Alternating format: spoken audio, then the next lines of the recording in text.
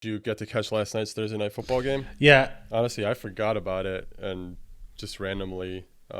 yeah, I completely forgot about it too until I want to say it was like I don't know second quarter I started watching. So I watched basically when like Nick Foles started that one drive he put together to get him in the end zone. Um, yeah, so I saw it and I watched the highlights. And Nick Foles got Brady's number, dude. Yeah. I mean, Nick Foles 2-0 against Brady. He didn't even have to do it in the Super Bowl this time. He got him during the regular season.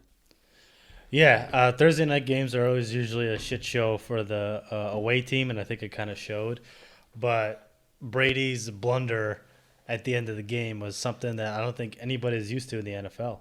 Yeah, I mean, his age showed at the end there. I Yeah, don't know what he dementia was and thinking. Yeah.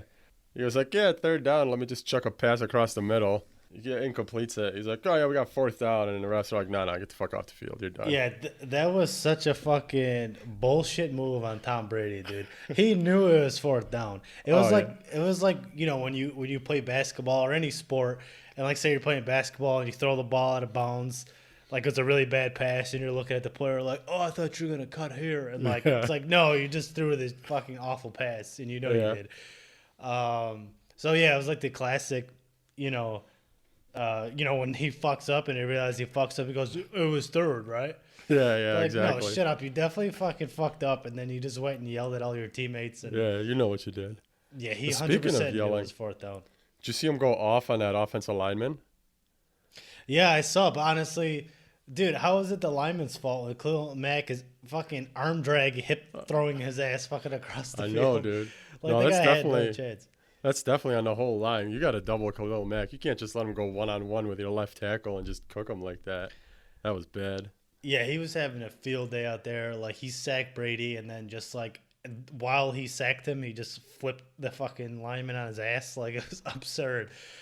Yeah, it's funny when you see that and everyone's like, that's the leadership we need. And then when you see other players do it, they're like, oh, he's being a brat. I think Brady has paved his brand, I guess, on the field to know that that's him being competitive, whatever it is. But I think after the game, it's kind of crazy thinking of how they respond to those questions. Like Bruce Arians was he doesn't give it almost looks like he doesn't even like Brady the way he responds. I highly doubt that's the case, but he was when he was asked about the fourth down play, he's like, he knew it was fourth down. He's a fucking I actually clown. didn't see the press conference, but yeah, that's definitely And something I expect from Bruce Arians. yeah, and then Brady himself too was like, yeah, I knew it was fourth down. I knew we needed a chunk or something, so he went for it or whatever it was. Oh, so he knew the whole time. Yeah, he definitely knew the whole time. Oh no, I mean, even when that happened, when I was watching the thing, it was the classic, like, oh Yeah, shit, I fucked up. How can I look like, oh, right. How can I save like, face? Yeah, you know? So no, he definitely fucked up. He knew he fucked up. Bruce Arians knew he fucked up. There's no way Tom Brady's been playing football for this long, excelling at the highest level, and then on a Thursday night game against the Bears, he forgets it's yeah. fucking fourth down. There's no way. He just fucked up, and he didn't want to. And it seems like maybe there's some pressure on him. And I don't know.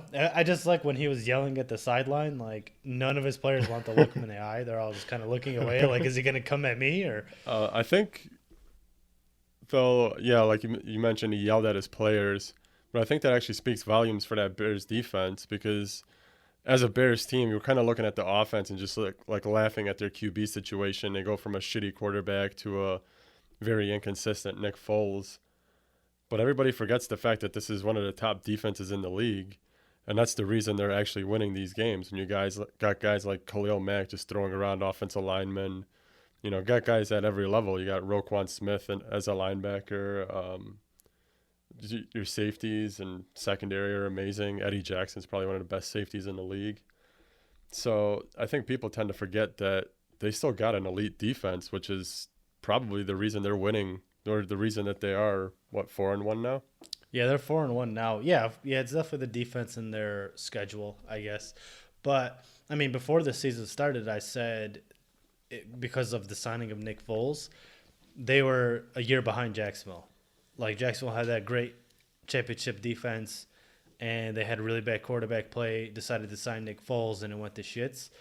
that's basically what I think is going to happen. Even though they're 4-1 now, I don't see Nick Foles stringing together a successful season. Even though he just beat Tom Brady, even though he just beat the Bucks, who were trending upwards. Yeah. I still don't see it. I mean, it was a Thursday night game off a short week at home, and from what I've seen Nick Foles play, he's your perfect backup. I don't ever see him leading a team, but I mean, I could be wrong, but I think that what you saw yesterday from Nick Foles was like the best football you'll see from him. He's very streaky. When he's hitting throws and he's playing well, he's good, but then he also just has a lot of bad that goes with it. So the defense will definitely keep him competitive and keep them in games, but I think it's always going to come down to their quarterback play, and I don't think their quarterback play is going to pull it through for them. Yeah, I know. I mean, you even saw it last night. I mean, he had some great throws, but then you saw one where the receiver just like smoked the corner on a perfect like corner route, and he underthrew it by like 10 yards. And you're like, yep, that's Nick Foles for you right there. Yeah, exactly. Just way too inconsistent, and then you have to stick with him because Mitch Trubisky he's done with the Bears. So Yeah, we'll see what that defense does for them. They played well yesterday against the Buccaneers, but still a long season, I guess. yeah, true. Thank you for listening in to this clip of the Moose Bros podcast.